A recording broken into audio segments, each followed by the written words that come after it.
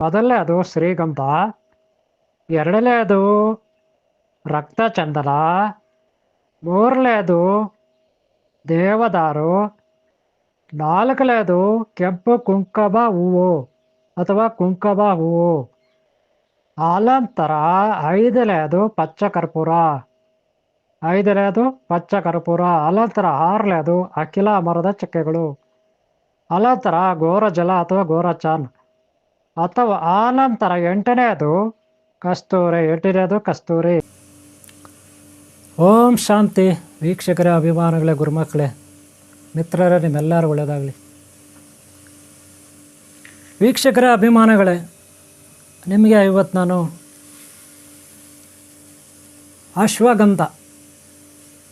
ಅಶ್ವಗಂಧ ಏನರಿಂದ ತಯಾರು ಮಾಡ್ತಾರೆ, ಅಶ್ವಗಂಧ ಅಂದ್ರೇನು, ಇದನ್ನು ಯಾವ ರೀತಿ ತಯಾರು ಮಾಡ್ತಾರೆ, ಏನಕ್ಕೆ ಉಪಯೋಗ ಆಗುತ್ತೆ, ಅಶ್ವಗಂಧ. ಆದರೆ ಅಷ್ಟಗಂಧ ಏನು ಹೇಳಿದೆ? ಅಷ್ಟಗಂಧ. ಅಶ್ವಗಂಧ ಯಾವುದು, ಅಷ್ಟಗಂಧ ಯಾವುದು? ಇಲ್ಲಿ ಸ್ವಲ್ಪ ಗೊಂದಲ ಇದೆ ಅಲ್ವಾ? ನೋಡ್ರಿ, ಇದು ಬಂದು ಅಷ್ಟಗಂಧ. ಅಷ್ಟ ಅಂದರೆ 8, ಅಶ್ವಗಂಧ ಅಂದರೆ ಕುದುರೆ ಗಂಧ. ಇವೆರಡು ಕನ್ಫ್ಯೂಷನ್ ಅಲ್ವಾ? ಆದರೆ ನಾನು ಲಾಸ್ಟ್ ಟೈಮು ಅಶ್ವಗಂಧ ಅಂತ ಎರಡು ವೀಡಿಯೋನಲ್ಲಿ ಹೇಳಿದ್ದೀನಿ, ನೆನಪಿರಲಿ. ಅಶ್ವಗಂಧ ಅಂದರೆ ಅದು ಕೂಡ ಮರದ ಚಕ್ಕೆನೆ. ಇದರಲ್ಲಿ 8 ಮರದ ಚಕ್ಕೆಗಳನ್ನು ಬಳಸ್ತಾರೆ. 8 ಮರದ ಚಕ್ಕೆಗಳು. ಅದರಲ್ಲಿ ಒಂದು ಹೂವು, ಕುಂಕುಮ ಹೂವು ಅಂತ ಬರುತ್ತೆ. ಇನ್ನು ಉಳಿದಂತೆ ಚಕ್ಕೆಗಳು ಬರುತ್ತೆ. ಅಶ್ವಗಂಧ ಅಂದರೆ ಈಗ ಶ್ರೀಗಂಧ. ಅಶ್ವಗಂಧ ಅಂದರೆ ಅದು ಕೂಡ ಒಂದು ಮರದ ಚಕ್ಕೆನೆ, ಗಡ್ಡೆ, ಕಾಯಿ, ಬೇರು. ಮರಗಳು ಅಂದಮೇಲೆ ವನಸ್ಪತಿ ವೃಕ್ಷಗಳಂದ್ರೆ ಏನು? ವನಸ್ಪತಿ ವೃಕ್ಷಗಳಂದ್ರೆ ಏನು? ಕಾಡಲ್ಲಿರುತ್ತೆ, ರಸ್ತೆ ಬದಿಗಳಲ್ಲಿರುತ್ತೆ. ರಸ್ತೆ ಬದಿಗಳು ನೀವು ನೋಡಿಲ್ವಾ? ಎಂತೆಂಥ ಮುಳ್ಳು ಗಿಡಗಳು, ಬೇಲೆ ಗಿಡಗಳು, ಏನೇನೋ, ಆ ಕತ್ತಾಳೆ, ಇದು ಅದು ಏನೇನೋ ಇರ್ತಾವಲ್ಲ. ಈಗ ನಾಗಭೂತಾಳೆ, ಕೆಂಪು ಭೂತಾಳೆ, ಶ್ರೀಗಂಧ, ಬಿಳಿ ಭೂತಾಳೆ, ಇದೆಲ್ಲ ಏನು? ಮರದ ಚಕ್ಕೆಗಳು. ಹಾಗೆ ಎಕ್ಕೆ ಗಿಡ, ದತ್ತೂರಿ ಗಿಡ, ಉತ್ತರಾಣಿ ಗಿಡ, ಇವೆಲ್ಲ ಏನು? ಗಿಡಮೂಲಿಕೆಗಳು. ಹಾಗೆ ಅಶ್ವಗಂಧ ಅಂದರೆ ಕುದುರೆ ಗಂಧ, ಅದು ಕೂಡ ಒಂದು ಗಿಡಮೂಲಿಕೆ.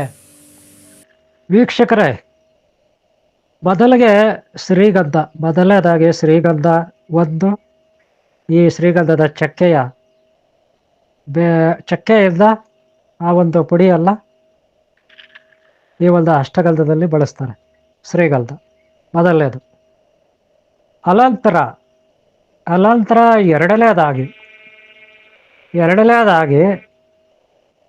ಎರಡನೇದಾಗಿ ರಕ್ತಚಂದನ ಅಥವಾ ಕೆಂಪು ಚಂದನ ಬಳಸ್ತಾರೆ. ಎರಡನೇದಾಗಿ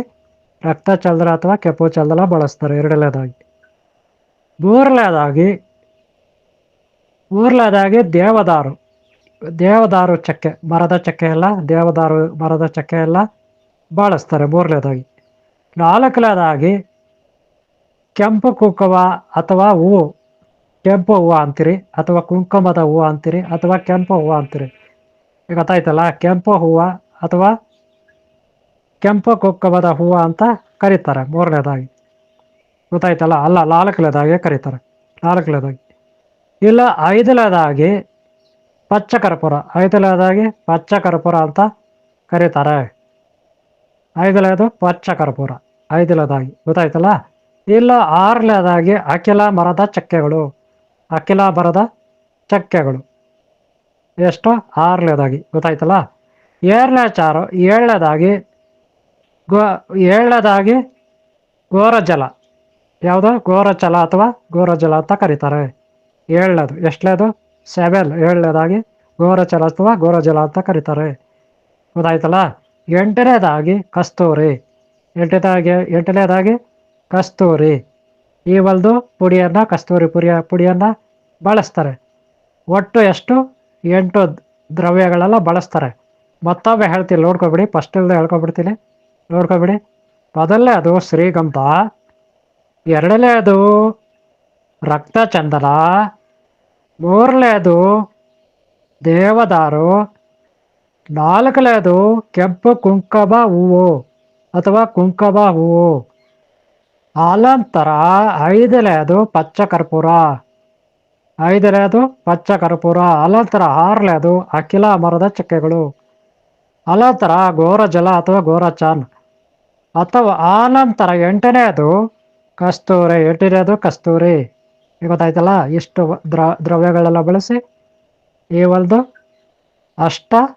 ಅಶ್ವ ಅಥವಾ ಅಶ್ವಿನಿ ಗಂಧದ ಪುಡಿಯೆಲ್ಲ ತಯಾರು ಮಾಡ್ತಾರೆ. ಏನಕ್ಕಾಗುತ್ತೆ ಅಶ್ವಗಂಧ? ಆರೋಗ್ಯಕ್ಕೆ ಆಗುತ್ತೆ ಆಯುರ್ವೇದಿಕಲ್ಲಿ. ಅದು ನಾನು ನಿಮಗೆ ಸಪ್ರೇಟಾಗಿ ಅಶ್ವಗಂಧ ಪಾಠ ಮಾಡ್ತೀನಿ, ಅದರ ಬಗ್ಗೆ ತಿಳಿಸ್ಕೊಡ್ತೀನಿ ಒಂದಷ್ಟು ಮಾಹಿತಿ ಅಶ್ವಗಂಧದ ಬಗ್ಗೆ. ಈಗ ನಾವು ಅಷ್ಟಗಂಧ ನೆನಪಿಟ್ಕೊಳ್ಳಿ. ಅಷ್ಟಗಂಧ ಇದೇನು ಹೇಳ್ತೀವಿ?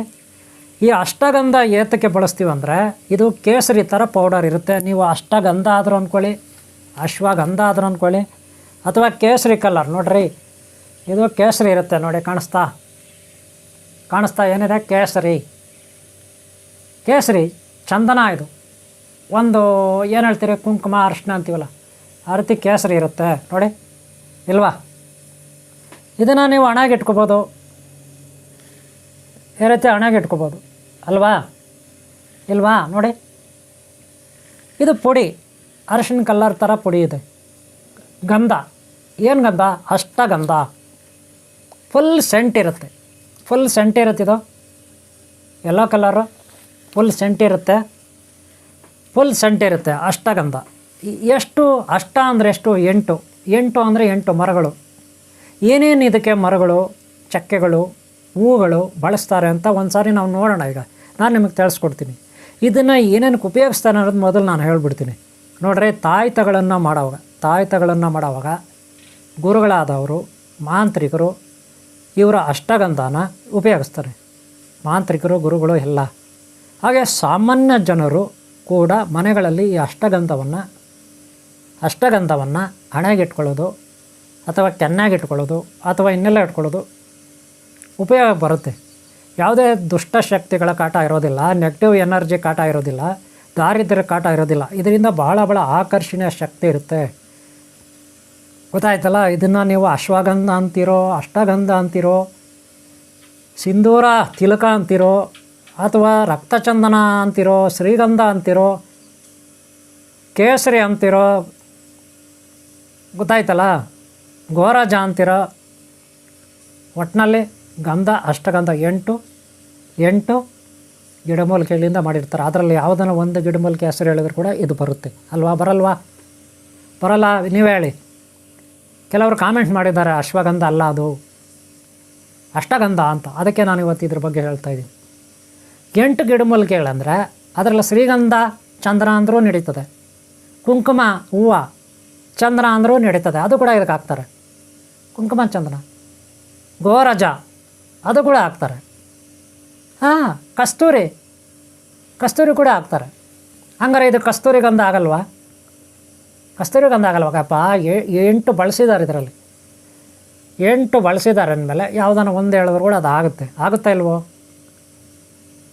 ಅಶ್ವಗಂಧ ಆದರೂ ಅಂದ್ಕೊಳ್ಳಿ, ಕೇಸರಿ ಗಂಧ ಆದರೂ ಅಂದ್ಕೊಳ್ಳಿ, ಕುಂಕುಮ ಹೂವಿನ ಗಂಧ ಆದರೂ ಅಂದ್ಕೊಳ್ಳಿ, ಶ್ರೀಗಂಧದ ಚಕ್ಕೆಯ ಪುಡಿಯ ಇಂದ ಮಾಡಿದ ಗಂಧ ಆದರೂ ಅಂದ್ಕೊಳ್ಳಿ, ಗೋರಜ ಅದರಿಂದ ಆದರೂ ಮಾಡ್ಕೊಳ್ಳಿ, ನಿಮ್ಮಿಷ್ಟ. ದೇವದಾರು ಮರ ಅದರಿಂದನೂ ಮಾಡಿದ್ದಾರೆ, ಅದಾದರೂ ಅಂದ್ಕೊಳ್ಳಿ, ದೇವದಾರು ಮರ. ದೇವದಾರು ಮರನೂ ಹಾಕ್ತಾರೆ ಇದಕ್ಕೆ, ಶ್ರೀಗಂಧನೂ ಹಾಕ್ತಾರೆ, ರಕ್ತಚಂದನೂ ಹಾಕ್ತಾರೆ, ಕುಂಕುಮ ಹೂವು ಹಾಕ್ತಾರೆ, ಗೋರಜ ಹಾಕ್ತಾರೆ. ಅಷ್ಟೇ ಅಲ್ಲ, ಪಚ್ಚಕರ್ಪೂರ ಹಾಕ್ತಾರೆ. ಪಚ್ಚಕರ್ಪೂರ ಗಂಧ ಅನ್ಕೋದ್ರು ಅಂದ್ಕೊಳ್ಳಿ. ಇದು ಏನಕ್ಕೆ ಬಳಸ್ತಾರೆ ಇದನ್ನು? 8 ದ್ರವ್ಯಗಳಿಂದ, 8 ಗಿಡಮೂಲಿಕೆ, ಮರ, ಚಕ್ಕೆ ಹಾಗೂ ದ್ರವ್ಯಗಳಿಂದ ಬಳಸಿದ ಒಂದು ಗಂಧ, ಅಷ್ಟಗಂಧ, 8 ಗಂಧ ಅಂತ ಹೆಸರು. ಗೊತ್ತಾಯ್ತಲ್ಲ? ಆದರೆ 8 ಮರಗಳು ಯಾರ್ದು? ಒಂದು ಸಾರಿ ನೋಡಿ, 8 ಮರಗಳು ಯಾರ್ದು? 8 ಮರಗಳು ಯಾರ್ದಪ್ಪ? ಯಾರಪ್ಪನ ಸೊತ್ತು? ಪ್ರಕೃತಿದು. ಯಕ್ಷಿಣಿ ದೇವತೆ ಯಕ್ಷದೇವತೆ ಯಕ್ಷಿಣಿ ದೇವತೆ ವನಸ್ಪತಿ ವೃಕ್ಷಗಳ ಕಾಡು ಇರುತ್ತೆ, ವನಸ್ಪತಿ ವೃಕ್ಷ ಇರುತ್ತೆ. ಆ ವೃಕ್ಷಗಳು ಗಿಡಮರಗಳು ಬಳ್ಳಿಗಳು ಐಶ್ವರ್ಯ ಏನಿದೆ ಈಗ ಗಿಡಮರ ಬಳ್ಳಿಗಳೆಲ್ಲ ಐಶ್ವರ್ಯ. ಅದರ ದೇವತೆಗಳು ಒಡೆತನ ಯಾರಿಗಿರುತ್ತೆ? ಯಕ್ಷ ಯಕ್ಷಿಣಿ ಇರುತ್ತೆ. ಅವ್ರದ್ದು ಗಂಧ ಅಂದ್ಕೊಳ್ಳಿ, ಯಾರು ಬೇಡ ಅಂತಾರೆ ಯಕ್ಷ ಯಕ್ಷಿಣಿ ಗಂಧ ಆಗಲ್ಲೇನ್ರಿ? ಅವ್ರದ್ದೇ ಇದು ಆಸ್ತಿ ಯಕ್ಷ ಯಕ್ಷಿಣಿದು ಅಲ್ವಾ? ಬರೀ ನೀವು 8 ಗಂಧ ಅಂದ್ಬಿಟ್ರೆ ಗಂಧ ಅಂದ್ಬಿಟ್ರೆ ಹೆಂಗಪ್ಪ ಅರ್ಥ ಆಗುತ್ತೆ? ಅದೇ ಯಕ್ಷಿಣಿ ಗಂಧನೋ ಯಕ್ಷದೇವನ ಗಂಧನೋ ಕಸ್ತೂರಿ ಗಂಧನೋ ಅಂದರೆ ಒಂದು ಅರ್ಥ ಬರ್ತಿದ್ದಕ್ಕೆ ಅಲ್ವಾ? ಇಂಗ್ಲೀಷರು ಡೋರ್ ಲಾಕ್ ಮಾಡು, ಹಲೋ ಅಂತ ಬಿಟ್ಟೋದ್ರು, ಮಮ್ಮಿ ಡ್ಯಾಡಿ ಅಂತ ಬಿಟ್ಟೋದ್ರು, ಬ್ರದರ್ ಅಂತ ಬಿಟ್ಟೋದ್ರು. ಇಂಗ್ಲೀಷರು ನಮ್ಮ ದೇಶಕ್ಕೆ ಬಂದರು, ಎಲ್ಲ ಲೂಟಿ ಮಾಡಿದ್ರು, ಹೆಣ್ಮಕ್ಳ ಮೇಲೆ ಅತ್ಯಾಚಾರ ಮಾಡಿದ್ರು, ಎಲ್ಲ ದೋಚ್ಕೊಂಡೋದ್ರು ದೇವಸ್ಥಾನಗಳು ಹೊಡೆದಾಕಿ. ಜೊತೆಗೆ ಇನ್ನೂ ಯಾರ್ಯಾರೋ ಬಂದರು, ಅವರೆಲ್ಲ ಹಾಳು ಮಾಡಿದ್ರು, ಹೋದರು. ಅವ್ರ ಭಾಷೆ ಇನ್ನೂ ಹೋಗಿಲ್ಲ, ಇಲ್ಲೇ ಇದೆ ಅವ್ರ ಭಾಷೆ, ಆ ಸಂಸ್ಕಾರ ಸಂಸ್ಕೃತಿ ಇನ್ನೂ ಉಳ್ಕೊಬಿಟ್ಟಿದೆ ಕೆಲವು DNA ಕೆಲವರು ನನಗೆ ಕಾಮೆಂಟ್ ಮಾಡಿದ್ರು, ಅವ್ರೇನೇ ಮಾಡಲಿ ಅದು ನನಗೆ ಒಳ್ಳೆಯದು, ಅವ್ರೇನೇ ಮಾಡಲಿ ನಮ್ಗೆ ಒಳ್ಳೆಯದು, ಅವ್ರೇನೇ ನೆಗೆಟಿವ್ ಬರಲಿ ಅದು ನಮ್ಗೆ ಒಳ್ಳೇದಾಗುತ್ತೆ. ಕೆಟ್ಟವರು ಅಥವಾ ತಪ್ಪುಗಳು ಹುಡುಕ್ತಾರಲ್ಲ, ಅವರು ಎಷ್ಟು ತಪ್ಪುಗಳು ಹುಡುಕ್ತಾರೆ ಬೇರೆಯವರು, ಅದು ನಮಗೆ ಒಳ್ಳೆಯದು. ಅವರೇ ನಮಗೆ ಗುರುಗಳು, ಪರಬ್ರಹ್ಮ ಗುರುಗಳು. ಅರ್ಥ ಆಯ್ತಲ್ಲ? ಇರಲಿ ಆ ವಿಚಾರ. ನಾನು ನಿಮಗೆ ಇಂಗ್ಲೀಷ್ ಅವರು ಬಿಟ್ಟೋದ್ರು, ಇನ್ಯಾರೋ ಪರದೇಶದವ್ರು ಬಂದು ಇಲ್ಲಿ ಭಾಷೆಗಳು ಬಿಟ್ಟೋದ್ರು, ಅವ್ರು ಏನನ್ನೋ ಹೆಸರುಗಳಿಗೆ ಬಿಟ್ಟೋದ್ರು. ಹೈದರಾಬಾದ್, ನಿಜಾಮಾಬಾದ್, ಅಫ್ಜಲ್ಪುರ, ಮದರಾಸು ಇವೆಲ್ಲ ಬಿಟ್ಟೋಗ್ಬಿಡ್ರಿ ಅವಾಗ ಅಲ್ವಾ? ಇನ್ನೂ ಏನೇನೋ ಬಿಡ್ರಿ, ಆ ಸರ್ಕಲ್ಲು ಈ ಸರ್ಕಲ್ಲು ಇನ್ನೊಂದು ಸರ್ಕಲ್ಲು ಮತ್ತೊಂದು ಸರ್ಕಲ್ಲು ಅಲ್ವಾ? ಆದರೆ ಎಲ್ಲ ಬಿಟ್ಟೋದ್ರು. ಇವಾಗೆಲ್ಲ ಸ್ವಲ್ಪ ಅದನ್ನು ಎಡಿಟ್ ಮಾಡ್ತಿದ್ದಾರೆ ನಮ್ಮವರು, ಒಳ್ಳೆಯದು ಎಡಿಟ್ ಮಾಡ್ತಿದ್ದಾರೆ ಅಲ್ವಾ? ಅದನ್ನೇ ನಾವಿನ್ನೂ ಅಳವಡಿಸ್ಕೊಂಡು ಹೋಗಿದ್ದೀರಿ. ಭಾಷೆನೂ ಅಷ್ಟೇ, ಬರೀ ಆ ಭಾಷೆ ಈ ಭಾಷೆ ಅವರೆಲ್ಲ ಬಿಟ್ಟೋಗ್ಬಿಟ್ರು. ಬೇರೆ ದೇಶದವ್ರು ಬಂದಿಲ್ಲ, ಫ್ರೆಂಚರು ಬಂದು, ಡಚ್ಚರು ಬಂದರು, ಗ್ರೀಕರು ಬಂದರು, ಇಂಗ್ಲೀಷವ್ರು ಬಂದರು, ಇನ್ಯಾರೋ ಬಂದರು, ಎಲ್ಲ ದೋಸ್ಕೊಂಡ್ರು. ಅವ್ರ ಭಾಷೆ ಸಂಸ್ಕೃತ ಅವ್ರು ತಿನ್ನೋದು ಕುಡಿಯೋದು ಅದು ಇದೆಲ್ಲ ಬಿಟ್ಟೋಗ್ಬಿಟ್ರು. ಅದೆಲ್ಲ ನಾವು ಇನ್ನೂ ಅಳವಡಿಸ್ಕೊಬಿಟ್ಟಿದ್ವಿ, ಇನ್ನೂ ನಾವು ಕಳಿಸಿಲ್ಲ, ನಮ್ಮ ಮೈಂಡ್ಗಳಿಂದ ಹೋಗಿಲ್ಲ ಅದು ಅಲ್ವಾ? ನಮ್ಮ ದೇಶದ ಯಾರಿಗೂ ಬೇಕಾಗಿಲ್ಲ ಇಲ್ಲಿನ ಸಂಸ್ಕಾರ ಸಂಸ್ಕೃತಿ ಇದೆಲ್ಲ, ಅವ್ರ ಭಾಷೆಗಳು ಅಲ್ವಾ? ಅದು ಬೇಕು, ಅವ್ರ ಸಂಸ್ಕಾರ ಬೇಕು, ಸಂಸ್ಕೃತಿ ಬೇಕು. ಹಂಗಾಗ್ಬಿಟ್ಟಿದೆ ಕೆಲವ್ರಿಗೆ. ಹಂಗಂತ ಎಲ್ಲರೂ ಅಲ್ಲ, ದೇಶಪ್ರೇಮ ಇರೋರು, ದೇಶಪ್ರೇಮಿಗಳು, ಸಂಸ್ಕಾರ ಸಂಸ್ಕೃತ ಫಾಲೋ ಮಾಡೋರು ಇದ್ದಾರೆ ಬೇಜಾರು, ಬಿಡಿ, ಅದು ಬೇರೆ ವಿಚಾರ. ನೋಡ್ರಿ, ಅಶ್ವಿನಿ ಕುಮಾರರು ಕೇಳಿದ್ರೆ ನೋಡ್ರಿ ನೀವು, ಅಶ್ವಿನಿ ಕುಮಾರ್ ಯಾರಪ್ಪ? ತಥಾಸ್ತು ದೇವತೆಗಳು, ತಥಾಸ್ತು ಅನ್ನೋ ದೇವತೆಗಳು. ಯಾರು? ಅಶ್ವಿನಿ ಕುಮಾರರು. ಯಾರ ಮಕ್ಕಳು ಇವರು? ಸೂರ್ಯ ಭಗವಾನ ಮಕ್ಕಳು. ಅಶ್ವ ಅಂದರೆ ಯಾರು? ಅಶ್ವಿನಿ ಅಂದರೆ ಏನು? ಅಶ್ವ ಅಂದರೆ ಕುದುರೆ. ಅಶ್ವಿನಿ ಕುಮಾರರು ಅಂದರೆ ಯಾರು? ಜೋಡಿ, ಟ್ವಿನ್ಸ್ ಅಂತಿರಲ್ಲ, ಅವಳಿ ಜವಳಿ ಮಕ್ಕಳು ಟ್ವಿನ್ಸು ಅವರು. ಆದರೆ ಅವರಿಗೆ ಕುದುರೆ ಮುಖ ಇರುತ್ತೆ, ಕುದುರೆ ಗಂಧ ಇರುತ್ತೆ ಅವರಿಗೆ, ಕುದುರೆ ಗಂಧ, ಅಶ್ವಗಂಧ, ಕುದುರೆ ಗಂಧ ಇರುತ್ತೆ, ಅಶ್ವಗಂಧ ಅವ್ರಿಗೆ, ಅಶ್ವಿನಿ ಕುಮಾರ್ಗೆ. ಅಶ್ವಗಂಧ ಅಂದರೆ ಏನು? ನೀವು ಬೈತಿರಲ್ಲ ಯಾರಿಗಾದರೂ, ಅವ್ನಿಗೇನು ಗೊತ್ತೇ ಇಲ್ಲ, ಅವ್ನಿಗೇನು ಗಂಧನೇ ಗೊತ್ತಿಲ್ಲ ಅದ್ರ ಬಗ್ಗೆ, ಅವಳಿಗೇನು ಗೊತ್ತಿಲ್ಲ ಅದ್ರ ಬಗ್ಗೆ, ಗಂಧನೇ ಗೊತ್ತಿಲ್ಲ, ಬರೀ ಬೋಲ್ಡ್ ಬಿಡ್ತಾರೆ, ಬುರುಡೆ ಬಿಡ್ತಾರೆ ಅಂತಿರಲ್ಲ, ಹಾಗೆ ಗಂಧನೇ ಗೊತ್ತಿಲ್ಲ ಅಂತಿರಲ್ಲ, ವಾಸನೆ ಗೊತ್ತಿಲ್ಲ ಅಂತ. ಅಷ್ಟೇ ಯಾಕ್ರಿ, ಕತ್ತೆಗೇನೋ ಗೊತ್ತು ಕಸ್ತೂರಿ ಗಂಧ, ಕತ್ತೆಗೇನೋ ಗೊತ್ತು ಕಸ್ತೂರಿ ವಾಸನೆನ ಗಂಧನ, ಕತ್ತೆಗೇನೋ ಗೊತ್ತು ಕಸ್ತೂರಿ ವಾಸನೆನ ಗಂಧನ ಅಂತೀರ ನೀವು, ಹಾಗೆ ಅಲ್ವಾ? ಹಾಗೆ ಗಂಧ ಗೊತ್ತಿಲ್ಲ ಅಂತಾರೆ ಯಾರನ್ನಾದರೂ ಬೈಬೇಕಾರೆ, ಹೌದಾ ಇಲ್ಲೋ? ಅಶ್ವಿನಿ ಕುಮಾರ್ ಅಂದರೆ ಯಾರು ಗೊತ್ತಾ? ಸೂರ್ಯ ಭಗವಾನ್ ಮಕ್ಕಳು, ಗೊತ್ತಾಯ್ತನ್ರಿ? ಅವರು ಜಗನ್ಮಾತೆ ಸೂರ್ಯ ಭಗವಾನನಿಗೆ ಇಬ್ಬರು ಹೆಂಡ್ತಿರಲ್ಲ, ಒಬ್ಬರೇ ಇರ್ತಾರೆ. ಆಕೆ ಹೆಸರು ಸಂಧ್ಯಾ ಜಗನ್ಮಾತೆ ಒಬ್ಬಳೇ. ಆಕೆ ಏನು ಮಾಡ್ತಾಳಪ್ಪ ಅಂದರೆ, ಸೂರ್ಯ ಭಗವಾನನ ಜ್ಞಾನ ಇರುತ್ತಲ್ಲ, ಅದು ಬಹಳ ಅಗಾಧವಾದ ಅನಂತವಾದ ಅದು ಜ್ಞಾನ ಸೂರ್ಯನು, ಜಗನ್ನಾಟಕ ಸೂತ್ರಧಾರಿ ಆ ಶ್ರೀಮನ್ನಾರಾಯಣ ಸೂರ್ಯನಾರಾಯಣನ ಒಂದು ಶಕ್ತಿ, ಅಷ್ಟು ಜ್ಞಾನ ಇರುತ್ತೆ. ಆದರೆ ಆತನ ಹೆಂಡತಿ ಧರ್ಮಪತ್ನಿ ಸಂಧ್ಯಾಮಾತೆ, ಆತನು ಹೇಳ್ತಕ್ಕಂಥ ಶಿಷ್ಟಾಚಾರಗಳು, ಸಂಸ್ಕಾರ ಸಂಸ್ಕೃತ ಆಕೆಗೆ ತಲೆಗೆ ಹತ್ತಲ್ಲ. ಆತನ ಹೇಳೋದೆಲ್ಲ ಕೂತ್ಕೊಂಡ್ರೆ ತಪ್ಪು ನಿಂತ್ಕೊಂಡ್ರೆ ತಪ್ಪು ಅಂತಿರಲ್ಲ ನಿಮ್ಮ ಮನೆಗಳಲ್ಲಿ ಯಾರಾದರೂ. ಕೂತ್ಕೊಂಡ್ರೆ ತಪ್ಪಿಡ್ತಾರೆ, ನಿಂತ್ಕೊಂಡ್ರೆ ತಪ್ಪಿಡ್ತಾರೆ, ಮಲ್ಕೊಂಡ್ರೆ ತಪ್ಪಿಡ್ತಾರೆ, ಆ ಕಡೆ ಓಡಾಡ್ತಾ ಇದ್ರೆ ತಪ್ಪಿಡ್ತಾರೆ, ತಿಂತಾದ್ರೆ ತಪ್ಪಿಡ್ತಾರೆ, ಮಲ್ಕೊಂಡಿದ್ರೆ ತಪ್ಪಿಡ್ತಾರೆ ಅಂತಿರಲ್ಲ. ಅಯ್ಯೋ ಇವ್ರ ಹತ್ರ ಆಗಲ್ಲ ಹೇಗಕ್ಕೆ ಅಂತ. ಹಾಗೆ ಸೂರ್ಯ ಭಗವಾನ್ ಹತ್ರ ಹೇಗಕ್ಕಾಗಲ್ಲ ಅಂದ್ಬಿಟ್ಟು ಅವ್ರ ಹತ್ರ ಜೀವನ ಮಾಡೋಕ್ಕಾಗಲ್ಲ, ಇವ್ರ ಹತ್ರ ಕಷ್ಟ, ಕೂತ್ಕೊಂಡ್ರೆ ತಪ್ಪಿಡ್ತಾರೆ, ನಿಂತ್ಕೊಂಡ್ರೆ ತಪ್ಪಿಡ್ತಾರೆ ಅಂದ್ಬಿಟ್ಟು ಯಾರು ಆ ಜಗನ್ಮಾತೆ ಸಂಧ್ಯಾ ಮಾತೆ ಮನೆ ಬಿಟ್ಟು ಹೊರಟೋಗ್ಬಿಡ್ತಾಳೆ, ತಪ್ಪಿಸ್ಕೊಂಡು ಮನೆ ಬಿಟ್ಟು ಹೋಗ್ಬಿಡ್ತಾಳೆ, ಬೇಜಾರಾಗ್ಬಿಡ್ತಾವೆ. ಈತನ ಹತ್ರ ಸಂಸಾರ ಮಾಡೋದೇ ಬೇಡ, ಯಾವಾಗೂ ತಪ್ಪುಗಳು ಎಣಿಸ್ತಾನೆ ಅಂದ್ಬಿಟ್ಟು. ಯಾಕಂದರೆ ಸೂರ್ಯ ಭಗವಾನ ಅಷ್ಟು ಮಹಾನುಭಾವ, ಜ್ಞಾನಿ ಅವನು. ಬೆಳಕು, ಜಗತ್ತಿಗೆ ಬೆಳಕು ಕೊಡ್ತಾನೆ ಅಂಥವನು. ಅನ್ನ ಕೊಡ್ತಾನೆ, ಅನ್ನ ಬೆಳೆಯುವ ಗಿಡ ಮರ ಬಳ್ಳಿಗಳಿಗೆ, ದವಸ ಧಾನ್ಯಗಳಿಗೆ ಎನರ್ಜಿ, ಶಕ್ತಿ ಕೊಡ್ತಾನೆ ಸೂರ್ಯ ಭಗವಾನ. ಋಷಿಮುನಿಗಳಿಗೆ, ನಮ್ಮಂಥ ಗುರುಗಳಿಗೆಲ್ಲ ಆತ ಶಕ್ತಿ ಕೊಡ್ತಾನೆ ಅಲ್ವಾ. ಅಷ್ಟು ಮಹಾನುಭಾವ. ಆತನ ಹತ್ರ ಇರಬೇಕಂದ್ರೆ ತುಂಬ ನಾವು ಭಾಳ ತಾಳ್ಮೆ ವಹಿಸ್ಬೇಕು, ಶಿಸ್ತಿನಿಂದ ಇರಬೇಕಾಗುತ್ತೆ. ಈಕೆಗೆ ಆಗಲಿಲ್ಲ ಅದು, ಪಾಪ ತಾಳ್ಮೆ ಕಳ್ಕೊಬಿಟ್ಲು ಯಾರೋ ಸಂಧ್ಯಾ ಮಾತೆ. ಅದಕ್ಕೆ ಮನೆ ಬಿಟ್ಟು ಹೋಗ್ಬಿಡ್ತಾಳೆ. ಎಲ್ಲ ಆತನಿಗೆ ಯಾರಿಗೂ ಸಿಗಬಾರ್ದು ಅಂದ್ಬಿಟ್ಟು ಹೊರಟೋಗ್ಬಿಡ್ತಾಳೆ ಮನೆ ಬಿಟ್ಟು. ಇದೇ ರೀತಿ ಎಷ್ಟೋ ಜನ ಹೆಣ್ಮಕ್ಳು ಮಾಡ್ತಾರೆ. ಹೋಗ್ಬಿಟ್ಟು ಎಲ್ಲೋ ಒಂದು ಕಾಡಲ್ಲೇ, ಬೆಟ್ಟದಲ್ಲೇ, ಗುಡ್ಡದಲ್ಲೇ ಕೂತ್ಕೊಬಿಡ್ತಾಳೆ. ಅಲ್ಲಿ ಹಣ್ಣು ಹಂಪ್ಲ ಗೆಡ್ಡೆ ಗೆಣಸು ತಿನ್ಕೊಂಡು ಯಾರೋ ಜೊತೆ, ಬೇರೆಯವ್ರ ಜೊತೆ. ಆದರೆ ಸೂರ್ಯ ಭಗವಾನ ಹುಡುಕದೇ ಇರ್ತಾನೆ. ಆತ ಮಹಾಜ್ಞಾನಿ, ಆತಂದು ಯಾವುದೋ ಒಂದು ಸೈನ್ಯ ಇದೆ, ಹುಡುಕ್ಲೇಬೇಕಲ್ವಾ. ಹುಡ್ಕೋಣ ಅಂತ ಪ್ರಯತ್ನ ಪಡ್ತಾನೆ. ಹೆಂಡ್ತಿ ಹೋಗ್ಬಿಡಲ್ಲ ಮನೆ ಬಿಟ್ಟು ಅಂದ್ಬಿಟ್ಟು, ಎಲ್ಲೋ ಹುಡ್ಕೋ ಬರಬೇಕಲ್ಲ ಅಂದ್ಬಿಟ್ಟು ಹಂಗಂತೇಳಿ ಆತ ಸುಮ್ಮನೆ ಕೂತ್ಕೊಳ್ಳಲ್ಲ, ಹುಡ್ಕೊಂಡು ಹೋಗ್ತಾನೆ. ಲಾಸ್ಟಿಗೆ ಆಕೆ ಪತ್ತೆ ಆಗ್ತಾಳೆ. ಯಾವ ರೀತಿ ಪತ್ತೆ ಆಗ್ತಾಳೆ? ಆಕೆ ಕುದುರೆ ರೂಪದಲ್ಲಿರ್ತಾಳೆ. ಕುದುರೆ ರೂಪದಲ್ಲಿ ಅಂದರೆ ಕತೆಗಳಲ್ಲಿ ಬರೆಯೋವಾಗ ಬೇರೆ ಬೇರೆ ಥರ ಬರೆದ್ಬಿಡ್ತಾರೆ, ನೀವು ಅದನ್ನೇ ನಿಜ ಅಂದ್ಕೋಬೇಡಿ. ಕುದುರೆ ರೂಪದಲ್ಲಿರ್ತಾಳೆ ಆಕೆ. ಭಾಳ ಸುಂದರವಾಗಿ, ನೋಡೋಕ್ಕೆ ಚೆನ್ನಾಗಿ, ಒಳ್ಳೆ ಥರ, ಒಳ್ಳೆ ಸೌಮ್ಯವಾಗಿ, ಒಳ್ಳೆ ವಾತಾವರಣ ಅದು. ಪ್ರಶಾಂತವಾದ ಗಿಡ ಮರ ಬಳ್ಳಿ, ಬೆಟ್ಟ ಗುಡ್ಡ, ಹೂಗಳು, ನದಿ ಸಾಗರ ಇರೋಂಥ ಜಾಗ ಅದು, ಪ್ರಶಾಂತವಾದ ಜಾಗ. ಅಲ್ಲೆಲ್ಲರೂ ಚೆನ್ನಾಗೇ ಇರ್ತಾರೆ, ಅದು ಬೇರೆ ವಿಚಾರ ಬಿಡಿ ಅಲ್ವಾ. ಅಲ್ಲಿನ ವಾತಾವರಣಕ್ಕೆ ತಕ್ಕಂಗೆ, ಪ್ರಕೃತಿ ತಕ್ಕಂಗೆ ಇರ್ತಾಳೆ ಆಕೆ, ಭಾಳ ಸುಂದರವಾಗಿ. ಅದಕ್ಕೆ ಇವರು ಕುದುರೆ ರೂಪದಲ್ಲಿದ್ದರು ಅಂತ ಗ್ರಂಥಗಳಲ್ಲಿ ಬರೆಯೋವಾಗ ಬರೆದ್ಬಿಡ್ತಾರೆ, ಕುದುರೆನೇ ಆಗ್ಬಿಟ್ಟಿದ್ಲು ಆಕೆ ಅಂತ. ಯಾರಿಗೆ ಕಾಣಬಾರ್ದು, ಸೂರ್ಯ ಭಗವಾನ್ ಹುಡ್ಕಕ್ಕೆ ಬರ್ತಾನೆ, ತನ್ನ ಗಂಡ ಹುಡ್ಕಕ್ಕೆ ಬರ್ತಾನೆ, ಆತನ ಕೈಗೆ ಸಿಗಬಾರ್ದು ಅಂದ್ಬಿಟ್ಟು ಆ ಥರ ಆಗ್ಬಿಟ್ಟಿರ್ತಾಳೆ. ಯಾರು? ಸಂಧ್ಯಾ ಮಾತೆ. ಕತೆಗಳಲ್ಲಿ ಬರೆಯೋವಾಗ ಆಕೆ ಕುದುರೆ ಆಗಿದ್ಲು, ಕುದುರೆ ರೀತಿ ಇದ್ಲು, ರೂಪ ಚೇಂಜ್ ಮಾಡ್ಕೊಂಡಿದ್ದಂತ ಇದ್ದರೂ ಇರ್ಬೋದು. ಆಗಿನ ಕಾಲದಲ್ಲಿ ಎಲ್ಲರಿಗೂ ದಿವ್ಯ ಶಕ್ತಿಗಳಿತ್ತು. ಯಾವ ರೂಪ ಬೇಕಾದ್ರೂ ಅವ್ರು ತಾಳ್ತಾರೆ, ಏನು ರೂಪ ಬೇಕಾದ್ರೂ ತಾಳ್ತಾರೆ. ಆ ಥರ ರೂಪಧಾರಣ ಶಕ್ತಿ ಇತ್ತು. ಅಷ್ಟಮಹಾಸಿದ್ಧಿಗಳಲ್ಲಿ ಅದೊಂದು. ಅಷ್ಟಮಹಾಸಿದ್ಧಿಗಳಲ್ಲಿ ಹನುಮಂತ ದೇವರಿಗೆ ಅಷ್ಟಮಹಾಸಿದ್ಧಿಗಳಿದೆ. ಹಾಗೆ ಅದು ಒಂದು ರೂಪಧಾರಣೆ ಮಾಡೋದು.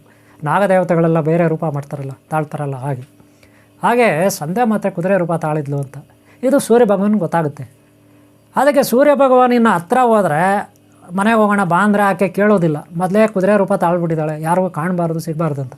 ಅದಕ್ಕೆ ಸೂರ್ಯ ಭಗವಾನ್ ಒಂದು ಪ್ಲ್ಯಾನ್ ಮಾಡ್ತಾನೆ. ಆತ ಮಹಾಜ್ಞಾನಿ, ಆತ ಕೂಡ ಕುದುರೆ ರೀತಿ ಆಗಿಬಿಡ್ತಾನೆ. ಕುದುರೆ ರೀತಿ ಆಗಿಬಿಟ್ಟು ಆಕೆ ಜೊತೆ ಓಡಾಡೋದು ಮಾಡೋದು ಮಾಡ್ತಾನೆ, ಪ್ರೀತಿ ಗಳಿಸ್ತಾನೆ. ಆಮೇಲೆ ಮದುವೆನೂ ಮಾಡ್ಕೊತಾನೆ. ಆಮೇಲೆ ಮಕ್ಕಳು ಆಗುತ್ತೆ. ಅವೇ ಕುದುರೆ ಮಕ್ಕಳು, ಎರಡು ಜೋಡಿ ಟಿನ್ಸ್ ಮಕ್ಕಳು, ಅಶ್ವಿನಿ ಕುಮಾರರು ಅಂತ. ಅವರೇ ಮಹಾಭಾರತದಲ್ಲಿ ನೆಕ್ಸ್ಟು ನಕಲ ಸಹದೇವವಾಗಿ ಹುಡ್ತಾರೆ. ಮಹಾಭಾರತದಲ್ಲಿ ನೆಕ್ಸ್ಟ್ ಅವರು ಇನ್ನೊಂದು ಜನ್ಮದಲ್ಲಿ ನಕಲ ಸಹದೇವರಾಗಿ ಹುಡ್ತಾರೆ. ಅಶ್ವಿನಿ ಕುಮಾರ ಅಂದರೆ ಯಾರಪ್ಪ ಅಂದರೆ, ಗಿಡ ಮರ ಬಳ್ಳಿಗಳಿಗೆಲ್ಲ ಶಕ್ತಿ ಕೊಡ್ತಕ್ಕಂಥವ್ರು. ವೈದ್ಯಕೀಯ ಅಂದರೆ ಏನು? ಆಯುರ್ವೇದ, ಕಾಯಿಗಳು, ಬೇರುಗಳು, ಗಿಡಗಳು, ಎಲೆಗಳು, ತೊಗಟೆಗಳು, ಅದಕ್ಕೆ ಶಕ್ತಿ ಕೊಡ್ತಕ್ಕಂಥವ್ರು ಅಶ್ವಿನಿ ಕುಮಾರರು. ಅಶ್ವಿನಿ ಕುಮಾರ ಅಂದರೆ ಏನು? ಅಶ್ವ ಕುಮಾರರು. ಅಶ್ವ ಅಂದರೆ ಯಾರು? ಕುದುರೆ. ಅಶ್ವಿನಿ ಅಂದರೆ ಯಾರು? ಈಗ ಸೂರ್ಯ ಭಗವಾನನೂ ಕುದುರೆ, ಅವರಮ್ಮ ಸಂಧ್ಯಾ ಮಾತನೂ ಕುದುರೆ ಆಗಿದ್ದಾಳೆ. ಆ ಕುದುರೆಗಳಿಗೆ ಹುಟ್ಟಿದ ಮಕ್ಕಳಿವು ಎರಡು ಟಿನ್ಸು. ಅದಕ್ಕೆ ಇವಾಗ ಅಶ್ವಿನಿ ಕುಮಾರರು ಅಂತ ಹೆಸರು. ಕುದುರೆಗಳಿಂದ ಹುಟ್ಟಿದ ಮಕ್ಕಳಿಗೆ ಇನ್ನೇನು ಇಡ್ತಾರೆ? ಅಶ್ವಿನಿ ಕುಮಾರರು ಅಂತ ಹೆಸರಿಟ್ರು. ಇವರು ಮಹಾವೈದ್ಯರಾದರು. ಮಹಾವೈದ್ಯರಂದ್ರೆ ಏನು? ಗಿಡಮೂಲಿಕೆಗಳ ಬಗ್ಗೆ ತಿಳ್ಕೊಂಡ್ರು. ಯಾವ ಎಲೆನಲ್ಲಿ ಏನು ವೈದ್ಯಕೀಯ ಶಕ್ತಿ ಇರುತ್ತೆ, ಆಯುರ್ವೇದ ಶಕ್ತಿ ಇರುತ್ತೆ, ಯಾವ ರೋಗನ ವಾಶ ಮಾಡುತ್ತೆ, ಯಾವ ಗಡ್ಡೆ ಗೆಣಸಲ್ಲಿ ಏನು ಶಕ್ತಿ ಇರುತ್ತೆ, ಯಾವ ಬೇರಲ್ಲಿ ಏನು ಶಕ್ತಿ ಇರುತ್ತೆ, ಯಾವ ತೊಗಟೆನಲ್ಲಿ ಏನು ಬೇಕು, ಯಾವ ಕಾಳುಗಳಲ್ಲಿ ಏನಿರುತ್ತೆ, ಪ್ರಕೃತಿನಲ್ಲಿ ಇರ್ತಕ್ಕಂಥ ಗಿಡ ಮರ ಬಳ್ಳಿಗಳಲ್ಲಿ, ಇದನ್ನೆಲ್ಲ ಮಹಾನ್ ಜ್ಞಾನಿಗಳಾದರು ಈ ಅಶ್ವಿನಿ ಕುಮಾರರು. ಕಾರಣ ಏನಪ್ಪ ಅಂದರೆ, ಅವ್ರ ತಂದೆ ಸೂರ್ಯ ಭಗವಾನ ಬೆಳಗ್ಗೆ ಪೂರ್ವದಲ್ಲೇ ಉದಯ ಆಗ್ತಾನೆ. ಆಮೇಲೆ ಮೇಲುಗಡೆ ಹೋಗ್ತಾ ನೆತ್ತಿ ಮೇಲೆ ಬಂದು, ಆಮೇಲೆ ಹೋಗ್ತಾ ಪಶ್ಚಿಮದಲ್ಲಿ ಅಸ್ತಂಗತ ಆಗ್ತಾನೆ. ಅಂದರೆ ಅಲ್ಲಿ ಮಾಯ ಆಗ್ತಾನೆ ಪಶ್ಚಿಮದಲ್ಲಿ. ಆದರೆ ಇವರು ಬೆಳಗ್ಗೆಯಿಂದ ಸಂಜೆವರೆಗೂ ಇಡೀ ಬೆಳಗ್ಗೆ ಇವರು ಶುರು ಮಾಡಿದ್ರೆ, ಅಶ್ವಿನಿ ಕುಮಾರರು ಎಲ್ಲ ಕಡೆ ದೇವಸ್ಥಾನಗಳು, ಮಠಗಳು, ಭಕ್ತರು ಯಾರಿದ್ದಾರೆ, ಪೂಜೆ ಯಾರು ಮಾಡ್ತಾರೆ, ಪುಣ್ಯ ಕೆಲಸಗಳು ಏನು ಮಾಡ್ತಾರೆ, ಅವ್ರನ್ನೆಲ್ಲ ನೋಡ್ಕೊಂಡು ಮೇಲೆ ಹೋಗ್ತಿರ್ತಾರೆ. ಇವರು ಕೂಡ ಹೋಗ್ತಾರೆ. ಇವರು ಹೋಗೋವಾಗ ಅದರಲ್ಲಿ ಇವರು ಸಂಜೆ ಟೈಮ್ ಹೋಗ್ತಾರೆ. ಸಂಜೆ ಟೈಮ್ ಅಂದರೆ 5:30 ಮೇಲೆ ಹೋಗ್ತಾರೆ. 5:30 ಮೇಲೆ ಹೋಗ್ತಾರೆ ಇವರು. 6 ಗಂಟೆ 7 ಗಂಟೆವರೆಗೂ ಹೋಗ್ತಾರೆ. ಆಗ ಇವರು ಹೋಗ್ತಾ ದೇವಸ್ಥಾನಗಳು, ಮಠಗಳು, ಯಾರ್ಯಾರು ಮನೆಗಳಲ್ಲಿ ಯಾರ್ಯಾರು ದೇವ್ರ ಪೂಜೆ ಮಾಡ್ತಾರೆ, ಯಾರ್ಯಾರು ದೀಪ ಹಚ್ತಾರೆ ಮನೆಗಳಲ್ಲಿ ಸಂಜೆ ಟೈಮು, ಅವ್ರಿಗೆಲ್ಲ ಅವ್ರು ಏನೇನು ಕೇಳ್ಕೊತಾರೆ, ನನಗೆ ಅದು ಬೇಕು, ಇದು ಬೇಕು, ಒಳ್ಳೇದು ಮಾಡು, ಅದು ಮಾಡು, ಇದು ಮಾಡು ಅಂತ ಕೇಳ್ಕೊತಾರಲ್ಲ, ಅವ್ರಿಗೆಲ್ಲ ತಥಾಸ್ತು ತಥಾಸ್ತು ತಥಾಸ್ತು ಅಂದ್ಕೊಂಡು ಹೋಗ್ತಾರೆ ಅಶ್ವಿನಿ ಕುಮಾರ್. ಇವ್ರನ್ನ ತಥಾಸ್ತು ದೇವತೆಗಳು ಅಂತ ಕರೀತಾರೆ ಅಶ್ವಿನಿ ಕುಮಾರ್ಗೆ. ಅವರು ವೈದ್ಯರು, ಮಹಾವೈದ್ಯರು. ಹಾಗೆ ವರ ಕೊಟ್ಟರೆ ಅವರು ನಮ್ಮ ಆರೋಗ್ಯ ಭಾಗ್ಯ ಬರುತ್ತೆ, ಐಶ್ವರ್ಯ ಬರುತ್ತೆ, ಈ ಥರ ಎಲ್ಲ ಬರುತ್ತೆ, ಸಮಸ್ಯೆಗಳ ಬಗ್ಗೆ ಇರುತ್ತೆ. ಅಶ್ವಿನಿ ಕುಮಾರರು ಅಂತಾರೆ.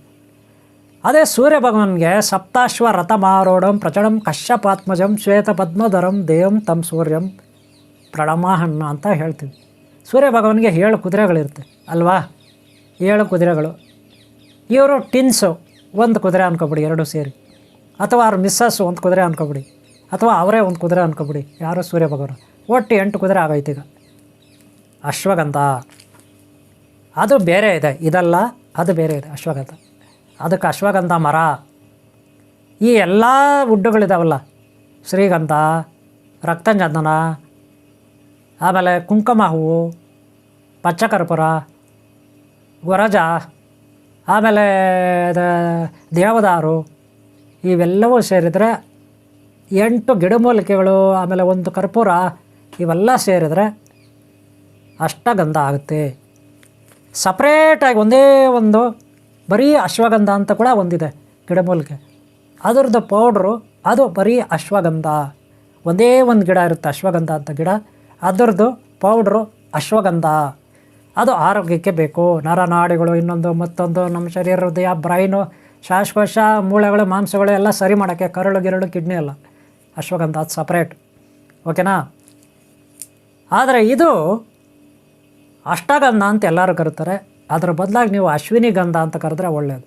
ಅಶ್ವಿನಿ ಗಂಧ ಅಂತ ಕರೆದ್ರೆ, ಯಾಕಂದರೆ ಅಶ್ವಿನಿ ಕುಮಾರರು ವೈದ್ಯರು, ಅವ್ರ ಹೆಸರು ಇರಲಿ. ಅಶ್ವಗಂಧ, ಅಶ್ವಿನಿ ಗಂಧ. ಓಕೆನಾ? ಇಷ್ಟು ಹೇಳ್ತಾ ನಾನು ಈ ಕಾರ್ಯಕ್ರಮ ನಿಮ್ಗೆ ಮುಗಿಸ್ತಾ ಇದ್ದೀನಿ. ಏನೆಲ್ಲ ಗಿಡಮೂಲಿಕೆಗಳಿರುತ್ತೆ ನೀವು ತಿಳ್ಕೊಂಡಿದ್ದೀರಾ? ಇದ್ರ ಬಗ್ಗೆ ಮಾಹಿತಿಯನ್ನು, ಗಿಡಮೂಲಿಕೆಗಳ ಬಗ್ಗೆ ತಿಳ್ಕೊಂಡಿದ್ದೀರಾ? ಗೊತ್ತಾಯ್ತಲ್ಲ? ಆ ಗಿಡಮೂಲಿಕೆಗಳಿಂದ ಆಗುತ್ತೆ. ಅಶ್ವಿನಿ ಗಂಧ ಅಂತಂದರೆ ಭಾಳ ಚೆನ್ನಾಗಿರುತ್ತೆ. ಅಶ್ವಗಂಧ ಅಂದರೆ ಇನ್ನೊಂದು ನೀವು ಅಂದ್ಕೊಳ್ಳಿ, ಬೇಡ ಅನ್ನಲ್ಲ. ಇದನ್ನು ಅಶ್ವಿನಿ ಗಂಧ ಅನ್ರಿ, ಅಶ್ವಿನಿ ಗಂಧ ಅನ್ರಿ, ಯಾರು ಬೇಡ ಅಂತಾರೆ. ನಮ್ಮ ದೇಶದಲ್ಲಿ ಹಿಂದೂ ಸಂಸ್ಕಾರ ಸಂಸ್ಕೃತಿ ಉಳಿಯುತ್ತೆ, ಪರದೇಶ ಪರಕೀಯರ ಸಂಸ್ಕಾರ ಸಂಸ್ಕೃತಿ ಹೋಗುತ್ತೆ. ಗೊತ್ತಾಯ್ತಲ್ಲ? ಇಷ್ಟು ಹೇಳ್ತಾರೆ ಕಾರ್ಯಕ್ರಮ ಮುಗಿಸ್ತೀನಿ. ಇದನ್ನು ಹೋಮ ಕಾರ್ಯಗಳಿಗೆ ಬಳಸ್ತಾರೆ, ಯಂತ್ರ ತಂತ್ರ ಮಂತ್ರಗಳಿಗೆ ಬಳಸ್ತಾರೆ, ಹಣೆಗೂ ಇಟ್ಕೊಳ್ತಾರೆ, ಕೈಗೆ ಇಟ್ಕೊಳ್ತಾರೆ, ತಾಯ್ತಿಗಳಿಗೆ ಇಟ್ಕೊಳ್ತಾರೆ, ಶ್ರೀಚಕ್ರ ಬರೆಯೋದಕ್ಕೆ ಇಟ್ಕೊಳ್ತಾರೆ ಪ್ರತಿಯೊಬ್ಬ ಗುರುಗಳು. ನಾನು ಯಂತ್ರ ತಂತ್ರ ತಾಯ್ತುಗಳೆಲ್ಲ ಬರೆಯೋದಕ್ಕೆ ಯೂಸ್ ಮಾಡ್ತೀನಿ, ದೇವ್ರ ಮನೆಗಳಲ್ಲಿ ಯೂಸ್ ಮಾಡ್ತಾರೆ. ಎಲ್ಲಾದರೂ ಹೆಂಗಾದರೂ ಇಟ್ಕೊಬೋದು, ತಿನ್ನೋದು ಬೇಡ. ಏನಂದ್ರೆ ಇದನ್ನು ಅದೇ ಅಶ್ವಗಂಧ ಅಂತ ಸಪ್ರೇಟ್ ಬರುತ್ತೆ, ಅದು ವೈದ್ಯಕೀಯ ಆಯುರ್ವೇದ. ಅದ್ರ ಬಗ್ಗೆ ನಾನು ಇನ್ನೊಂದು ಪಾರ್ಟ್ ಮಾಡ್ತೀನಿ. ಓಕೆನಾ? ಸಾಧ್ಯವಾದ ಇಷ್ಟನ್ನು ತಿಳ್ಕೊಳ್ಳಿ, ನಿಮ್ಗೆ ಒಳ್ಳೆಯದಾಗ. ಓಕೆನಾ? ಈ ವಿಡಿಯೋ ಇಷ್ಟ ಆದರೆ ನಿಮಗೆ ಒಂದು ಲೈಕ್ ಮಾಡೋದು ಬರಬೇಡಿ. ಈ ವಿಡಿಯೋ ಇಷ್ಟ ಆದರೆ ಒಂದು ಲೈಕ್ ಮಾಡಿ. ವಿಡಿಯೋ ಇಷ್ಟ ಆದರೆ ಒಂದು ಲೈಕ್ ಮಾಡಿ. ಅಶ್ವಿನಿ ಗಂಧ, ಅಶ್ವಿನಿ ಅಷ್ಟಗಂಧ ಅಥವಾ ಅಷ್ಟಗಂಧ ಇಲ್ಲ ಮುಗಿಸ್ತಾ ಇದ್ದೀನಿ. ಒಳ್ಳೆಯದಾಗಲಿ ನಿಮಗೆ. ಈ ವಿಡಿಯೋ ಇಷ್ಟ ಆದರೆ ಒಂದು ಲೈಕ್ ಮಾಡಿ. ಹಾಗೆ ಸಬ್ಸ್ಕ್ರೈಬ್ ಆಗಿಲ್ಲರೂ ಹಾಕ್ಕೊಳ್ಳಿ. ಓಕೆನಾ? ಇವೆಲ್ಲರೂ ಒಳ್ಳೆಯದಾಗಲಿ. ಮತ್ತೆ ಸಿಗೋಣ. ಎಲ್ಲಾದರೂ ಕಾಮೆಂಟ್ ಬರೆದಿದ್ರೆ ಬರೀರಿ. ಓಕೆನಾ? ನಮ್ಮ ತಪ್ಪುಗಳಿಗೆ ಎಲ್ಲಾದರೂ ಆಗಿದ್ದರೆ ವಿಷಾದ ಇರಲಿ. ಓಕೆನಾ? ನಿಮ್ಮ ಭಾಷೆಯಲ್ಲಿ ಹೆಂಗಾರು ಕರ್ಕೊಳ್ಳಿ, ನಿಮ್ಗೆ ಸ್ವಾತಂತ್ರ್ಯ ಇದೆ. ಅದೇ ನೀವು ಅಂಕರಿಬೇಡಿ, ಹಿಂಕರಿಬೇಡಿ. ನೀವು ಹೇಳಿದ್ದು ಸುಳ್ಳು, ಅದು ಸುಳ್ಳು, ಇದು ಸುಳ್ಳು ಅಂತ ಮಾಡಬೇಡಿ. ಯಾವುದೇ ವಸ್ತುವಿಗೆ 10 ಹೆಸರುಗಳಿರುತ್ತೆ, ಒಂದೇ ಹೆಸರು ಇರಲ್ಲ. ಯಾವುದೇ ವಸ್ತುವಿಗೆ 10 ಹೆಸರುಗಳಿರುತ್ತೆ, ಒಂದೇ ಹೆಸರು ಇರಲ್ಲ. ಇದನ್ನು ತಿಳ್ಕೊಬೇಕು ಎಲ್ಲರೂ. ಅವ್ರವ್ರಿಗೆ ಇಷ್ಟ ಬಂದಿತ್ತು ಅವ್ರು ಕರ್ಕೋಬೇಕು, ತಪ್ಪೇನಿಲ್ಲ. ಅದು ಏನಕ್ಕಾಗತ್ತೆ ಅಂತ ತಿಳ್ಕೊಂಡ್ರೆ ಸಾಕಲ್ವಾ? ಯಾವುದೇ ಆಗಲಿ ಅಲ್ವಾ? ಏನಕ್ಕಾಗತ್ತೆ ತಿಳ್ಕೊಂಡ್ರೆ ಸಾಕಲ್ವ? ಕೆಲವರು ರಾಗಿ ಮುದ್ದೆ ಅಂತಾರೆ, ಕೆಲವರು ರಾಗಿ ಮುದ್ದೆ ಅಂತಾರೆ. ಆಂಧ್ರನಲ್ಲಿ ದೊನ್ನ ಅಂತಾರೆ. ಅದನ್ನು ದೊನ್ನನೋ ಏನೋ ಅಂತಾರೆ ಆಂಧ್ರನಲ್ಲಿ. ಅವರು ಮುದ್ದೆನೇ ಮಾಡಲ್ಲ, ಹಂಗೆ ಹಾಕ್ಕೊಂಡು ತಿಂತಾರೆ. ಆಂಧ್ರನಲ್ಲಿ ರಾಗಿ ಮುದ್ದೆ ಮಾಡಲ್ಲ, ಬಾಲ್ ಥರ ಮಾಡಲ್ಲ ಅವರು. ಅದು ಹೆಂಗಿದೆ ಹಂಗೆ ಹಾಕ್ತಾರೆ. ಅನ್ನ ಹೆಂಗೆ ಮಾಡ್ತೀವಿ ಹಂಗೆ ಹಾಕ್ತಾರೆ, ಮುದ್ದೆನ ಹಂಗೆ ಹಾಕೋದು ತಟ್ಟೆಗೆ. ಅವರು ಮುದ್ದೆ ಮಾಡಲ್ಲ ಆಂಧ್ರನಲ್ಲಿ. ಬೇಕಾದ್ರೆ ನೋಡಿ, ಕೆಲವರು ರಾಗಿ ಬಾಲ್ ಅಂತಾರೆ, ರಾಗಿ ಬಾಲ್ ಅಂತಾರೆ. ರೀ ಅದು ರಾಗಿ ಬಾಲ್ ಆದರೂ ಕರ್ಕೊಳ್ಳಿ, ರಾಗಿ ಮುದ್ದೆ ಆದರೂ ಕಲ್ಕೊಳ್ಳಿ, ರಾಗಿ ಧ್ವನ್ನ ಆದರೂ ಕಲ್ಕೊಳ್ಳಿ, ಒಟ್ಟಾರೆ ತಿಂತೀವಲ್ಲ ಅದು ಒಂದೇ, ಅರ್ಥ ಮಾಡ್ಕೊಳ್ಳಿ. ಓಕೆನಾ? ಹಾಗೆ ನಿಮ್ಮ ಭಾಷೆ ಏನೇ ಇರಲಿ, ನೀವು ಬಳಸೋಂಥ ವಸ್ತು ಬಗ್ಗೆ ಮಾಹಿತಿ ತಿಳ್ಕೊಳ್ಳಿ ಸಾಕು. ಅದ್ರ ಬಗ್ಗೆ ಮಾಹಿತಿ ತಿಳ್ಕೊಳ್ಳಿ ಸಾಕು. ಏನರಿಂದ ಮಾಡ್ತಾರೆ, ಏತಕ್ಕೆ ಮಾಡ್ತಾರೆ ಅಂತ. ಕೆಲವರೆಲ್ಲ ಕಾಮೆಂಟ್ ಮಾಡಿದ್ದಾರೆ, ಅವ್ರಿಗೆ ಹೇಳ್ತಾ ಇದ್ದೀನಿ, ತಪ್ಪುಗಳು ಗುರುಗಳ ಹತ್ರ ತಪ್ಪುಗಳು ಹುಡ್ಕಕ್ಕೆ ಹೋಗಬಾರ್ದು. ಗುರುಗಳ ಹತ್ರ ತಪ್ಪುಗಳು ಹುಡ್ಕಕ್ಕೆ ಹೋಗಬಾರ್ದು. ಯಾಕಂದರೆ ಕಲಿಯೋರು ಕಲಿಬೇಕಷ್ಟೇ. ಅದೇ ಗುರುಗಳದ್ದು ಏನು ತಪ್ಪು ಹುಡುಕ್ತಾ ಕೂತ್ಕೊಬಿಟ್ರೆ ನೀವು ಅಲ್ಲಿ ಕಲಿಯೋ ಬುದ್ಧಿ ಇಲ್ಲ. ಕಲಿಯೋರಿಗೆ ತಪ್ಪುಗಳು ಹುಡ್ಕೋ ಬುದ್ಧಿ ಇರ್ತದೆ. ಕೆಲವರಿಗೆ ತಪ್ಪುಗಳು ಹುಡ್ಕೋ ಬುದ್ಧಿ ಇರ್ತದೆ. ಬರೀ ತಪ್ಪುಗಳು ಹುಡ್ದಕ್ಕೆ ಕಾಮೆಂಟ್ ಮಾಡ್ತಿರ್ತಾರೆ. ನಾವೇ ದೊಡ್ಡ ಗುರುಗಳು ಅನ್ನೋ ಥರ ಯೋಚನೆ ಮಾಡ್ತಿರ್ತಾರೆ. ಗೊತ್ತಾಯ್ತಲ್ಲ? ಕಾಮೆಂಟ್ ಮಾಡೋದು ಮಾತ್ರ ಗೊತ್ತವ್ರಿಗೆ ಅಲ್ವಾ? ಎಲ್ಲೋ ಒಂದು ತಪ್ಪು ಹುಡ್ಕೋದು ಅಷ್ಟೇ ಅವ್ರ ಮೈಂಡಲ್ಲಿರ್ತದೆ. ಅದೇ ಗುರುಗಳು ಏನು ಹೇಳ್ತಿದ್ದಾರೆ, ನಾವು ಏನು ಕಲಿಬೇಕು ಅದ್ರ ಬಗ್ಗೆ ಆಲೋಚನೆ ಇರೋಲ್ಲ. ಕೆಲವ್ರ ಲೈಫೆಲ್ಲ ಅಷ್ಟೇ ಇರ್ತದೆ, ಬರೀ ಇವ್ರದ್ದು ತಪ್ಪುಗಳು ಹುಡ್ಕೋದೇ ಕೆಲಸ. ಅವರಂತೂ ಅಷ್ಟೇ ಅವ್ರು ಹೇಗುತ್ತೆ. ಅಷ್ಟು ಬಿಟ್ಟರೆ ಇನ್ನೇನಕ್ಕೂ ಅವ್ರು ಸೀಮಿತವಾಗಿರಲ್ಲ. ಕೆಟ್ಟ ಕಾಮೆಂಟ್ಗಳು ಬರೆಯೋದು ಅಷ್ಟೇ ಅವ್ರ ಕೆಲಸ. ಅದೇ ಅವ್ರ ಚಾನಲ್ ಒಳಗೆ ಹೋಗಿ ನೋಡ್ರಿ, ನಾನು ತುಂಬ ಜನ ಕೆಟ್ಟ ಕಾಮೆಂಟ್ ಮಾಡ್ತಾರೆ ನನ್ನ ಚಾನಲ್ಗೆ. ಅವ್ರ ಚಾನಲ್ ಒಳಗೆ ನಾನು ನೋಡಿದ್ದೀನಿ, ಹೋಗಿ ಅವ್ರು ಯಾರು ನೋಡೋಣ ಯಾಕೆ ಕೆಟ್ಟ ಕಾಮೆಂಟ್ ಮಾಡ್ತಾರೆ ಅಂತ. ಅಷ್ಟೇ ಅಲ್ಲ, ಅದನ್ನೆಲ್ಲ ಸ್ಕ್ರೀನ್ ಶಾಟ್ ಮಾಡಿ ನಾನು ಇಟ್ಕೊಂಡಿದ್ದೀನಿ ಒಂದು ಫೈಲ್. ಯಾರ್ಯಾರು ಕೆಟ್ಟ ಕಾಮೆಂಟ್ ಮಾಡ್ತಾರೆ ಅವ್ರದ್ದು ಸ್ಕ್ರೀನ್ ಶಾಟ್ ಮಾಡಿ ಇಟ್ಕೊಂಡಿದ್ದೀನಿ. ನಾವೇನಾದರೂ ರಿಪೋರ್ಟ್ ಮಾಡಿದ್ರೆ ಅವ್ರ ಚಾನಲ್ಲೇ ಹೊರಟೋಗುತ್ತೆ. ಅಥವಾ ನಾವು ಕಂಪ್ಲೇಂಟ್ ಮಾಡಿದ್ರೆ ಸೈಬರ್ ಪೊಲೀಸ್ಗೆ ಅವ್ರನ್ನ ಎತ್ತು ಒಳಗಾಕ್ತಾರೆ ಕೆಟ್ಟ ಕಾಮೆಂಟ್ ಮಾಡಿದ್ರೆ. ಆದರೂ ನಾನು ಎಲ್ಲರದು ಸ್ಕ್ರೀನ್ ಶಾಟ್ ಮಾಡಿ ಇಟ್ಕೊಂಡಿದ್ದೀನಿ. ಒಂದು ವೇಳೆ ಅವರು ಡಿಲೀಟ್ ಮಾಡಿಬಿಟ್ರು ಕೂಡ ನನ್ನ ಹತ್ರ ಇರುತ್ತೆ ದಾಖಲೆ ಅಂತ ಅವ್ರಿಗೆ ಹೇಳ್ತಾ ಇದ್ದೀನಿ. ಗೊತ್ತಾಯ್ತಲ್ಲ? ಸಮಯ ಬಂದಾಗ ಅವ್ರು ಮಾಡಿದ ಕರ್ಮಕ್ಕೆ ತಕ್ಕ ಫಲ ಇದ್ದೇ ಇರುತ್ತೆ. ಕರ್ಮಕ್ಕೆ ತಕ್ಕ ಫಲ ಇದ್ದೇ ಇರುತ್ತೆ ಅಲ್ವಾ ಅಂತ ಅವ್ರಿಗೆ. ಅಲ್ಲಿವರೆಗೂ ನಾನು ತಾಳ್ಮೆಯಿಂದ ಇರ್ತೀನಿ. ಆ ಶಕ್ತಿ ನನಗೂ ಬೇಗನೆ ಬರಲಿ ಅಂತ ಭಗವಂತನಲ್ಲಿ ನಾನು ಬೇಡ್ಕೊತೀನಿ, ದೈವದಲ್ಲಿ. ಗೊತ್ತಾಯ್ತಲ್ಲ? ಅವ್ರು ಮಾಡಿದ ಕಷ್ಟಕ್ಕೆ, ಕರ್ಮಗಳಿಗೆ, ಕೆಟ್ಟ ಕರ್ಮಗಳಿಗೆ ಫಲ ಕೊಡಪ್ಪ ದೇವರೇ, ಬೇಗನೆ ಅವರಿಗೆ ಕೊಡೋಣ, ಇಲ್ಲ ಅವ್ರಿಗೆ ಒಳ್ಳೆ ಬುದ್ಧಿ ಬರಲಿ ಅಂತ ಬೇಡ್ಕೊಳ್ಳೋಣ ಅಲ್ವಾ? ಇರಲಿ, ಕೆಟ್ಟವರಿಂದ ಯಾವಾಗೂ ನಾವು ಉದ್ಧಾರ ಆಗ್ತೀವಿ, ಇದರಲ್ಲಿ ಯಾವುದೇ ಡೌಟ್ ನನಗಿಲ್ಲ. ಓಕೆನಾ? ಓಕೆ, ನಿಮ್ಗೆ ಒಳ್ಳೆಯದಾಗಲಿ. ಕೆಟ್ಟವ್ರ ಬಗ್ಗೆ ಚಿಂತೆ ಮಾಡಬೇಡಿ ನೀವು. ಕೆಟ್ಟವ್ರು ಯಾವಾಗೂ ಅಕ್ಕಪಕ್ಕ ಇರ್ತಾರೆ, ಫುಲ್ ಟಾರ್ಚರ್ ಕೊಡ್ತಾರೆ, ಫುಲ್ ಮೈಂಡ್ ಬಿಸಿ ಮಾಡ್ತಾರೆ, ಹಂಗೆ ಹುಚ್ಚಿಡ್ಸ್ಬಿಡ್ತಾರೆ. ಅದ್ರ ಬಗ್ಗೆ ನೀವು ತಲೆ ಕೆಡಿಸ್ಕೋಬೇಡಿ. ನಾವು ರಸ್ತೆಯಲ್ಲಿ ಹೋಗೋವಾಗ ಕೊಳಚೆ ಇರುತ್ತೆ, ನಾಯಿ ಹಾಕಿರುತ್ತೆ, ಲದ್ದಿ ನೋಡಿದ್ರಾ? ನಾಯಿ ಲದ್ದಿಗಳು ಹಾಕಿರುತ್ತೆ ರಸ್ತೆ ಬದಿನಲ್ಲಿ. ಆ ಥರ ಈ ಕೆಟ್ಟವರು, ಆ ಲದ್ದಿ ಥರ ಇರ್ತಾರೆ ಇವರು. ನಾವು ತುಳಿಬಾರ್ದು ಅವ್ರನ್ನ. ಅವ್ರು ಇರ್ತಾರೆ, ವಾಸನೆ, ಅವ್ರ ಕೊಳಚನೆ, ಅವ್ರ ವಾಸನೆ, ಗಬ್ಬು ವಾಸನೆ ನಾರ್ತಾ ಇರುತ್ತೆ ಅವ್ರ ವಾಸನೆ. ಅದ್ರ ಕಡೆ ನಾವು ಗಮನ ಕೊಡಬಾರ್ದು. ಇವ್ರ ಹತ್ರ ಸಾಂಕ್ರಾಮಿಕ ರೋಗಗಳಿದ್ದಂಗೆ, ಅದ್ರ ಕಡೆ ನಾವು ಗಮನ ಕೊಡಬಾರ್ದು. ಇವ್ರ ಹತ್ರ ಕಲ್ಲು ಮುಳ್ಳು ಇದ್ದಂಗೆ, ಆ ಕಡೆ ಗಮನ ಕೊಡಬಾರ್ದು. ನಮ್ಮ ಪಾಡಿಗೆ ನಾವು ನೋಡ್ಕೊಂಡು ಹೋಗ್ತಾರೆ. ಗಬ್ಬು ನಾರುತ್ತಲ್ಲ, ಗಬ್ಬು ನಾತ, ಆ ಥರ ಇವರು. ಅವ್ರ ಬಗ್ಗೆನ ಗಮನ ಕೊಡಬಾರ್ದು. ಅವ್ರು ಏನಾರ ಮಾಡ್ಕೊಳ್ಳೋಣ ಬಿಟ್ಬಿಡ್ಬೇಕು. ಗೊತ್ತಾಯ್ತಲ್ಲ? ಆದರೆ ಅವ್ರು ಮಾಡಿದ ತಕ್ಕ ಫಲ ಖಂಡಿತ ಇರುತ್ತೆ. ಪಾಪದ ಕೂಡ ತುಂಬಿದಾಗ ನಮ್ಮಂಥ ಗುರುಗಳ ದರ್ಶನ ಆಗುತ್ತೆ ಅವ್ರಿಗೆ. ಆವಾಗ ಖಂಡಿತ ಶಿಕ್ಷೆ ಆಗುತ್ತೆ. ಒಂದು ಸಮಯ ಅಂತ ಇರುತ್ತೆ, ಆವಾಗುತ್ತೆ. ಅದಕ್ಕೆ ನೀವು ತಾಳ್ಮೆಯಿಂದಿರ್ರಿ. ನಿಮ್ಮ ಅಕ್ಕಪಕ್ಕ ಶತ್ರುಗಳು ಇರ್ತಾರೆ, ಇದೆಲ್ಲ ಬಳಸಿ. ಅಶ್ವಿನಿ ಗಂಧ ಏನು ಹೇಳಿದ್ಲೆ? ಅಶ್ವಿನಿ ಗಂಧ. ಓಕೆನಾ? ಬಳಸಿ. ಒಳ್ಳೆಯದಾಗಲಿ ನಿಮ್ಮೆಲ್ಲರಿಗೂ. ಓಂ ಶ್ರೀ ಸಂಧ್ಯಾ ಮಾತಾ, ಛಾಯ ಮಾತಾ, ಸೂರ್ಯ ಭಗವಾನ, ಹಾಗೂ ಅಶ್ವಿನಿ ಕುಮಾರ್, ಹಾಗೂ ಧನ್ವಂತರಿ ದೇವ್, ಶ್ರೀ ಮೂಲಾಧಾರ ಸಿದ್ಧಿ ಬುದ್ಧಿ ಧೂಮ್ರಕೇತ ಕಲ್ಗೆ ಚಿಂತಾರ ವಿದ್ಯಾ ಮಹಾಗಣಪತಿಯಿಂದ ಹಿಡಿದು ಎಲ್ಲ ದೇವತೆಗಳವರೆಗೂ ಇಲ್ಲಿ ಅವರೆಲ್ಲರ ಆಶೀರ್ವಾದ ನಮ್ಮೆಲ್ಲರ ಮೇಲೆ ಇರಲಿ ಅಂತ ಕೇಳ್ಕೊತೀನಿ. ದೀಪಾವಳಿ ಹಬ್ಬದ ಪ್ರಯುಕ್ತ ಹಾಗೂ ಇನ್ನೂ ಕೆಲವು ಹಬ್ಬಗಳ ಪ್ರಯುಕ್ತ ಒಳ್ಳೆಯದಾಗಲಿ ನಿಮಗೆ. ಒಳ್ಳೆಯ ಕಾಲಮಾನಗಳ ಪ್ರಯುಕ್ತ ನಿಮ್ಗೆ ಒಳ್ಳೆಯದಾಗಲಿ. ಓಂ ಶಾಂತಿ, ಓಂ ಶಾಂತಿ, ಓಂ ಶಾಂತಿ. ಒಂದು ಲೈಕ್ ಮಾಡೋದು ಮರಿಬೇಡಿ, ಸಬ್ಸ್ಕ್ರೈಬ್ ಆಗಲಿಂದ ಹಾಕ್ಕೊಳ್ಳಿ. ಒಳ್ಳೆಯದಾಗಲಿ ನಿಮಗೆ.